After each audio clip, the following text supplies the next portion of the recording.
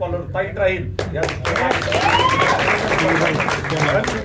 निवडणुकीत तुम्ही भाग घेतला होता, तुमची प्रतिष्ठा पणाला लागली होती आणि तुमची प्रतिष्ठा जपणं हे माझं काम. या पुढच्या काळात कार्यकर्त्याच्या केसाला जरी धक्का कुणी लावायचा प्रयत्न केला तर नागेश अक्कलकोटे कोर्ट कचेऱ्या सहित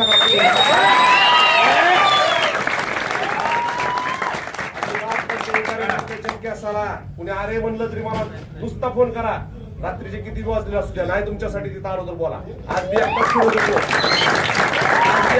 होतो, ताकद नाही वाटत जायची. कमरला पिस्तूल असतं पण त्याचा वापर कधी करायची वेळ मी आणलेली नाही, कारण डोकं शांत असतं.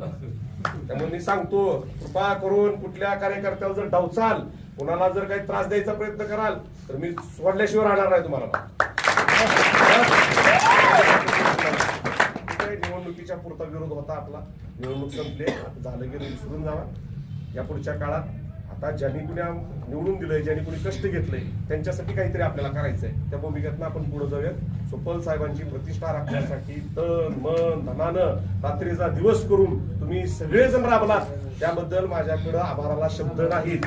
मी शब्दात आभार मानू शकत नाही, तुमचे उपकार आयुष्यभर विसरू शकत नाही. मला तुमच्या उपकारात गुणात राहू द्या, एवढंच त्या निमित्तानं सांगतो. धन्यवाद.